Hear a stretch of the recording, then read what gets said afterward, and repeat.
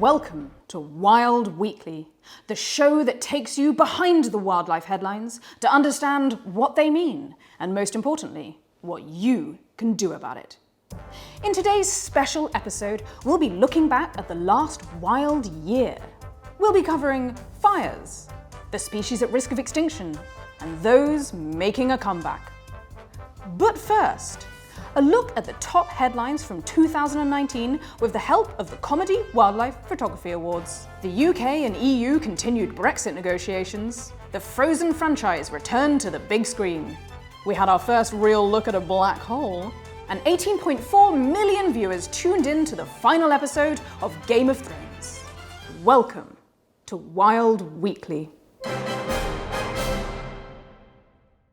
According to the Chinese zodiac, 2019 was the year of the pig. But it might be more accurately described as the year of the hog roast, as last year the world set on fire. Literally. In Siberia, record-breaking temperatures saw an area the size of Belgium smouldering. In Lebanon, a heatwave plus strong winds caused their worst fires in decades. And chart-topping temperatures in Australia caused the most destructive fires in over 40 years, killing an estimated billion animals. Our science correspondent has more. While wildfires are a natural occurrence, we've seen an increase in incident and intensity. Is this a result of climate change? There's no doubt about it. 2019 was the second hottest year on record. But is climate change the only force at work? The Amazon had a lot more fires than the previous year, despite 2019 being wetter. Just one of the indications that these fires are being started intentionally. In Indonesia, fires are used to clear land for palm oil, and in the Amazon, it's for beef and soy farming. Wildfires across the globe destroy habitats, killing both humans and animals, creating toxic smog and pumping billions of tons of CO2 into the atmosphere, and human activity is increasingly responsible. I'm joined now by our activism editor. So, fire away. Is there anything that we can do as individuals to address these issues? It's easy to feel overwhelmed, but there's actually a lot we can do. First, there are organisations working on the ground who can take your donations. Second, there is one easy lifestyle change that anyone can make, and that's to look at your diet. In the Amazon, cleared land is used for exported beef and to grow soy, 80% of which is used globally as animal feed. Eating less meat could slow Amazon deforestation.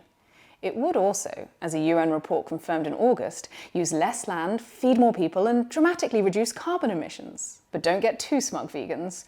Rainforest-hungry palm oil is found in thousands of products, especially those accidentally vegan treats. Food for thought for everybody. A UN report released in May warns that up to 1 million species could face extinction, many within decades. Hundreds of scientists contributed to the report, which concludes that biodiversity loss poses as great a threat as climate change. Deforestation, agriculture, expanding infrastructure, fishing, climate change, pollution, invasive species, and impressive CGI renderings are some of the key ways in which we humans are dramatically altering the natural world. And now, 1 million of the total 8 million species that we share our planet with may, just like DVDs, cash, and comfortable silences, be extinct within our lifetimes. Should we be worried about it? Yes. We need nature for trivial things like food, clean water, flood defences, and breathable air. Our fate is tied to that of the natural world. Not a comforting picture. How do we begin to address this? I think a report like this is important to make clear the urgency and the scale of the issue, but it can feel too big to tackle. However, what we'll be doing here, week on week, is breaking down this big issue into separate causes and highlighting meaningful actions that everyone can take. And it's not all bad news. Against this backdrop of alarming extinction, we did enjoy a few hopeful sightings. I'm joined again by our science correspondent. What can you tell us? You'd expect a small animal to be harder to spot, but the silverback chevrotain, the world's smallest ungulate, was lost to science for 3 decades, until last year. Perhaps more surprisingly, scientists also found a giant tortoise in the Galapagos that hasn't been seen for a century. And there was a believed sighting of a Formosan clouded leopard. a species currently listed on the IUCN's Red List as extinct. And is it true that, unlike Andrew Lloyd Webber's feline musical, other species are making an impressive comeback? Yes, indeed. In the late 80s, the last 20 Californian condors were placed in a breeding program. Now, 30 years on, the 1,000th chick has hatched, which just goes to show what's possible when you keep calm and carrion. Hunting drove the number of South Atlantic humpback whales down to only 440 individuals. Commercial whaling was banned the very year I was born, and now a new study reports that this population has bounced back to 25,000 individuals, close to their pre-whaling numbers. Now, this is only one population of the 90 cetacean species that are struggling around the planet, but it is worth celebrating.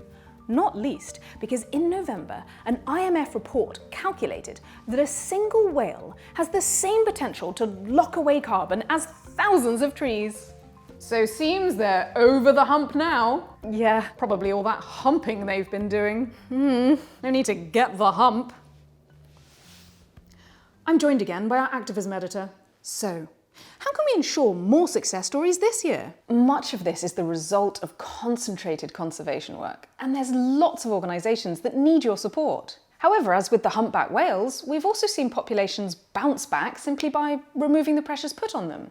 A report released in April concluded that we need to leave half of all land in its natural state in order to successfully combat climate change and prevent environmental collapse. To put that in context, currently 3/4 of our ice-free land area is substantially degraded. Can we make a difference? Always. What about your home, business or school? You could create a space for wildlife or food for pollinators. Even in the land that is heavily used by humans, there can still be a home for wildlife too. And finally, the weather. How's it looking out there? Fairly windy! And so, as we move through this new decade, what wildlife news will hit the headlines? Will it be shocking statistics of human destruction, or surprising stories of nature making a comeback? Whatever the year brings, we'll be here to take you behind the headlines and show how you can make a difference.